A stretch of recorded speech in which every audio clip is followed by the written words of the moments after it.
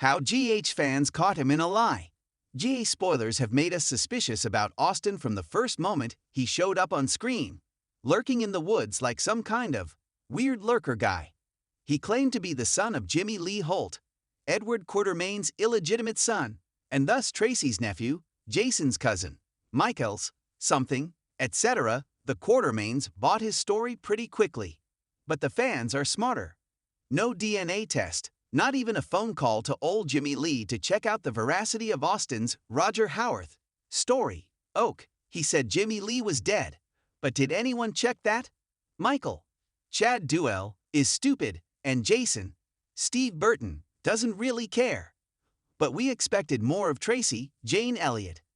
In any case, Austin was accepted as a member of the family, no questions asked. Yet we have questions.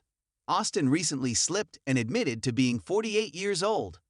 But those of us who were there for it know that Jimmy Lee only met Charity about 37 years ago, after Alan Stuart Damon lost his memory and ended up living on a farm with a wholesome farm widow. Alan regained his memory and came back to Monica, Leslie Charlison.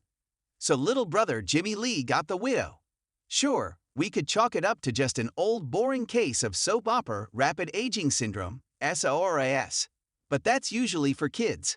They go from infant to preschooler to preteen to teen who looks like a 20-something. It's rare to age adults deliberately, which is why we have a much better story. When Alan and Jimmy Lee met Charity, she had a wholesome farming son, Jonah, who was about 10 years old at the time. Jonah would be 48 years old about now. Not any child Jimmy Lee and Charity had. So what if it's Jonah passing himself off as Austin? What if there is no Austin? What if Jonah just took the stories his late stepfather told him and decided he and his mom were owed some of that Quartermain money? Now we have a tale.